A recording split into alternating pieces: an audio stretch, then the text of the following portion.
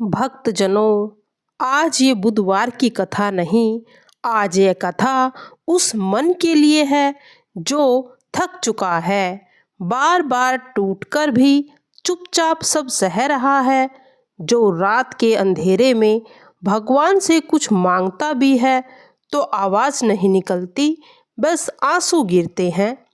भक्तजनों, आज अगर जीवन में बार बार विघ्न आ रहे हैं और अगर सही और गलत का फर्क धुंधला हो गया है, तो अगर हम मन में निर्णय कर लेते समय डरने लगते हैं, तो समझ लीजिए आज श्री गणेश जी ने आपको स्वयं यहाँ बुलाया है।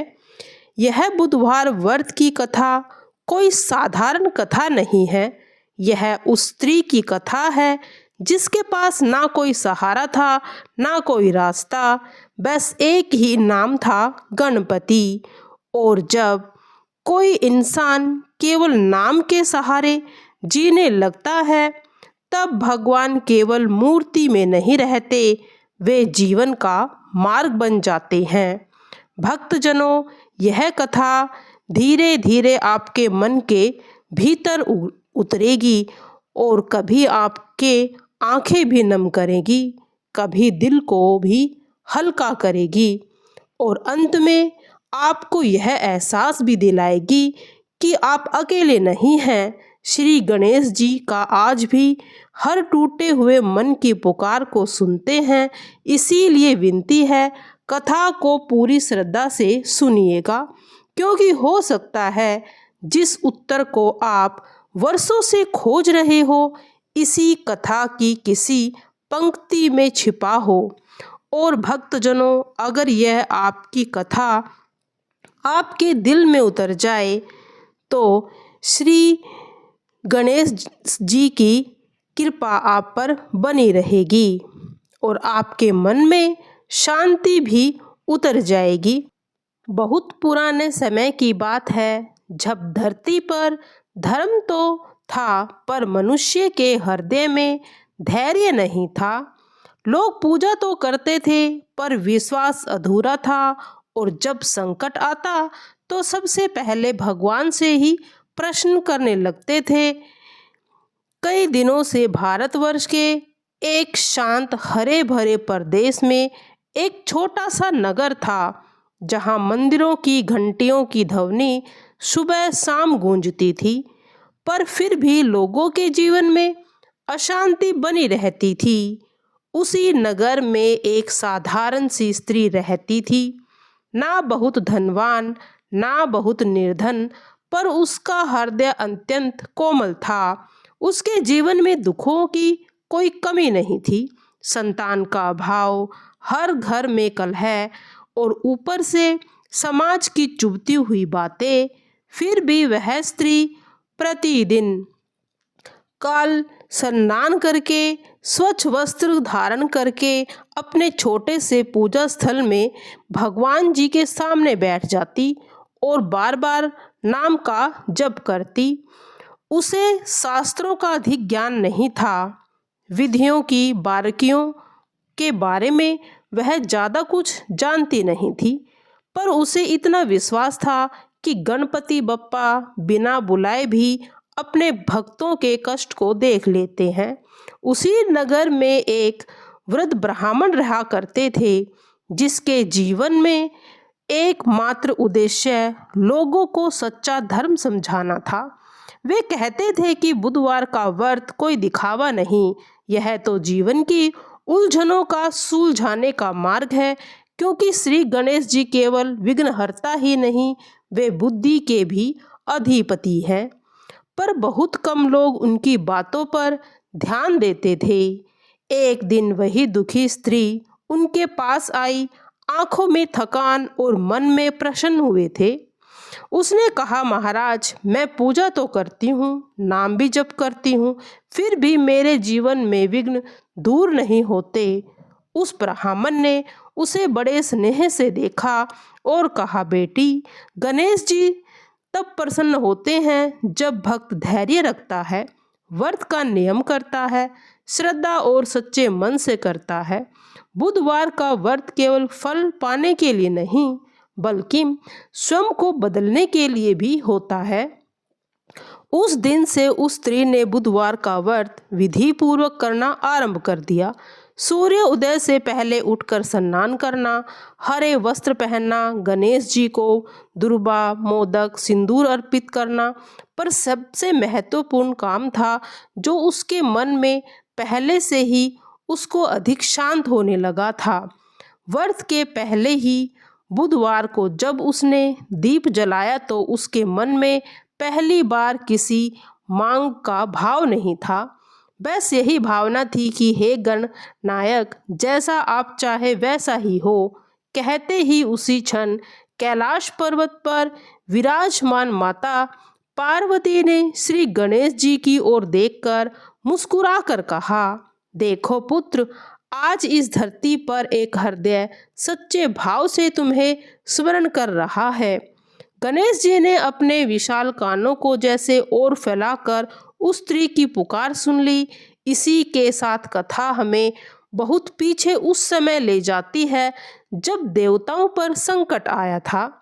एक बार देवताओं के कार्य में बार बार विघ्न आने लगे। यज्ञ पूरे नहीं होते थे, निर्णय भ्रमित हो जाते थे, बुद्धि जैसे मार्ग भूल गई थी।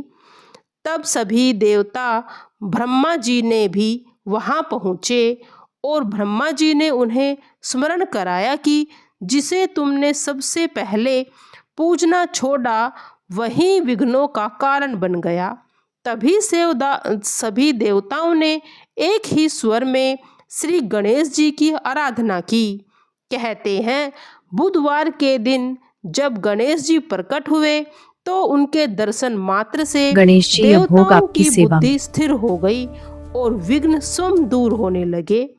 तभी से यह मान्यता चली कि बुधवार का व्रत श्री गणेश जी को अत्यंत प्रिय है और यह व्रत मनुष्य के भीतर से मजबूत बनाता है। उस स्त्री के जीवन में भी धीरे धीरे परिवर्तन आने लगा। समस्याएं तुरंत समाप्त हो गई, उसका भय समाप्त होने लगा। वह समझ गई कि गणेश जी पहले मन का बोझ हल्का करते हैं, फिर जीवन का, और उसका विश्वास था कि अब दिखावे का नहीं बल्कि अनुभव का चलन था। वह हर बुधवार को कथा सुनती, व्रत रखती, मन ही मन कहती, हे गणपति, आप जानते हैं मेरे लिए क्या उचित है। और यही भाव से इस कथा की आत्मा की जब भक्त समर्पण करता है तब गणेश जी स्वयं उसके जीवन की दिशा बदल देते हैं।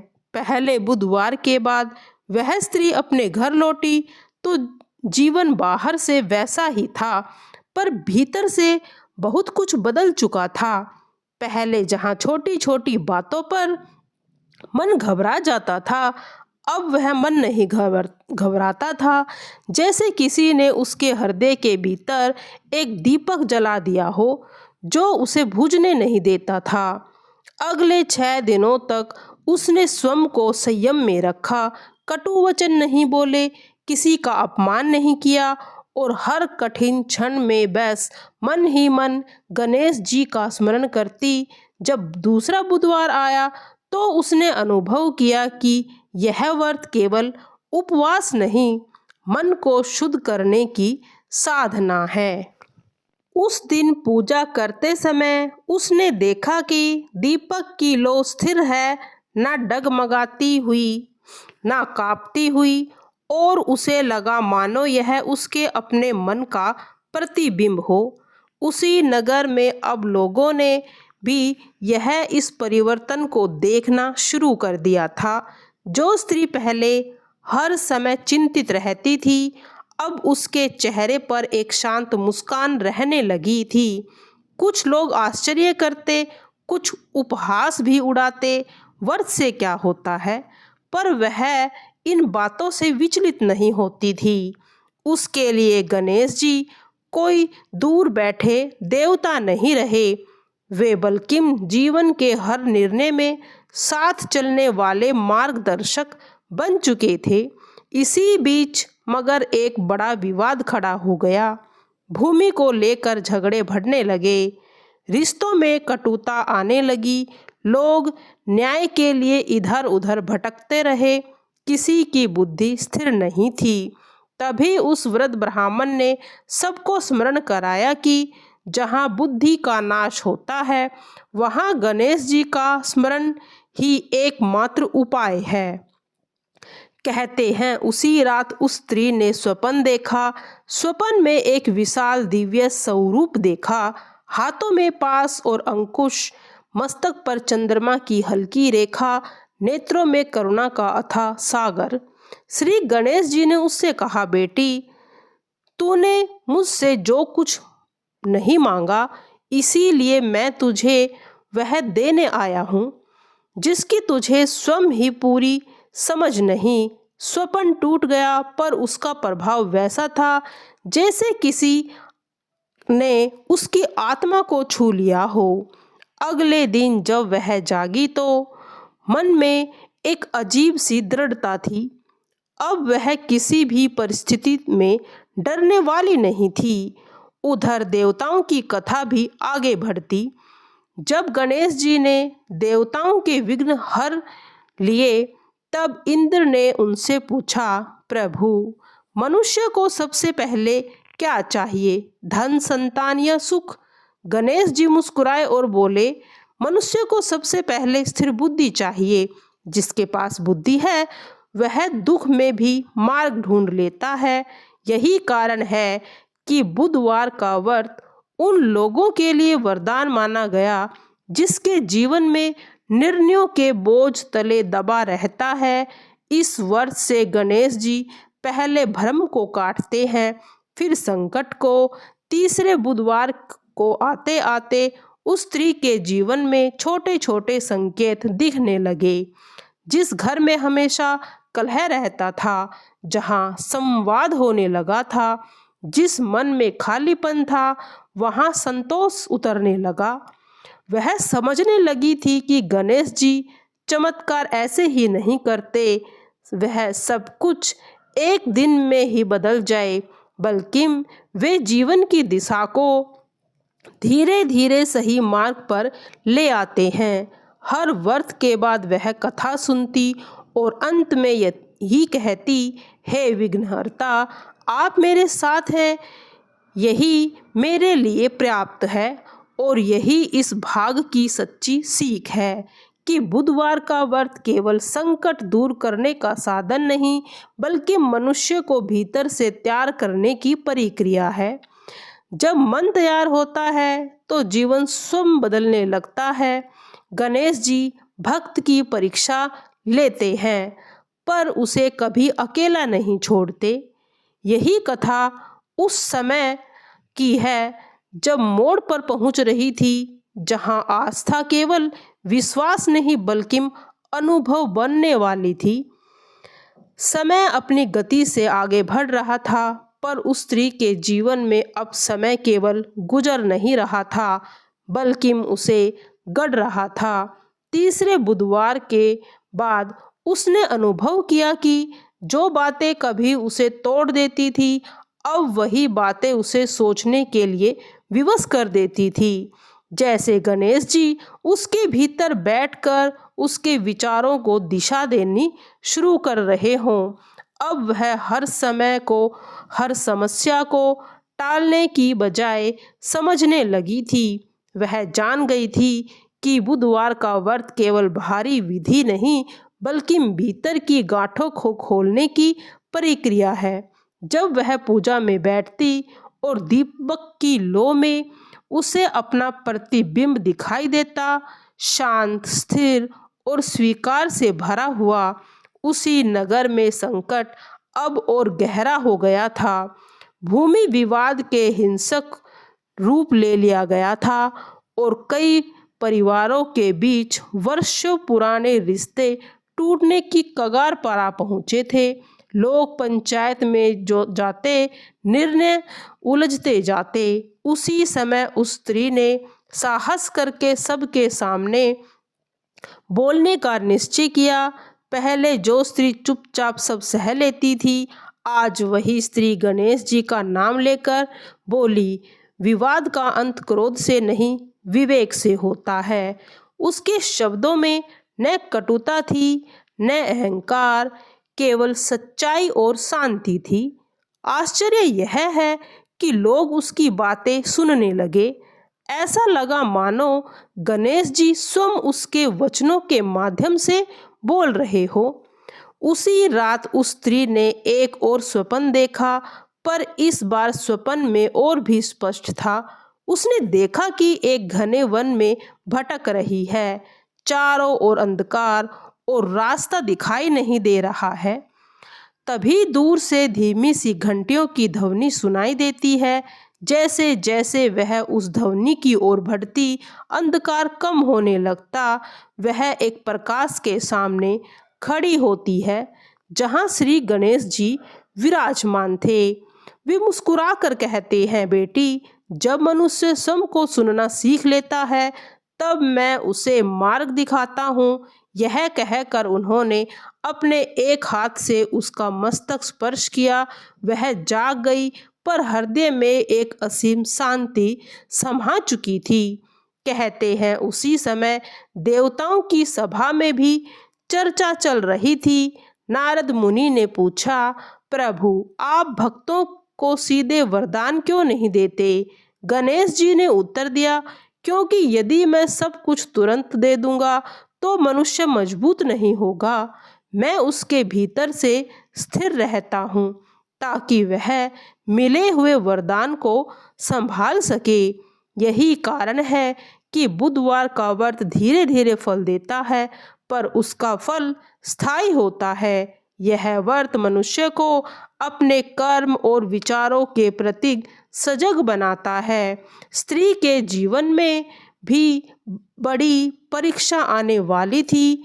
उसके घर से जुड़ा एक महत्वपूर्ण निर्णय लेना था, ऐसा निर्णय जो उसके जीवन की दशा तय करने वाला था।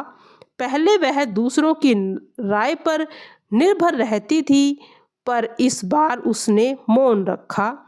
बुधवार का व्रत किया, केवल गणेश जी से प्रार्थना की, हे गणनायक, मुझे सही समझ दीजिए। कठिन निर्णय था, पर मन विचलित नहीं हुआ। उसने वही किया जो भीतर सही लगा। कुछ लोगों ने उसे गलत ठहराया, हर समय ने सिद्ध कर दिया कि वही निर्णय सबसे उचित था। इसी के साथ कथा हमें यह सिखाती है कि जब भगवान गणेश का भक्त हाथ थाम लेते हैं तब उसे गलत मार्ग पर जाने नहीं देते। वे पहले भीतर की आवाज़ को साफ करते हैं, फिर बाहरी जीवन को। उस स्त्री की कहानी अब केवल उसकी नहीं रही, अब वह नगर की आशा बन चुकी थी। लोग उससे पूछने लगे थे कि तुमने इतना धैर्य कहाँ से मिला? वह बस मुस्कुरा कर कहती, बुधवार का व्रत और गणेश जी का भरोसा। यही इस भाग की आत्मा छिपी है कि सच्चा चमत्कार तब होता है गणेश जी, जब ये भोग मनुष्य आपकी सेवा अंदर में। से बदलने की कोशिश करता है, और गणेश जी हमारे सभी विघ्नों को दूर कर देते हैं, हमारी सभी मनोकामनाओं को पूर्ण कर देते हैं।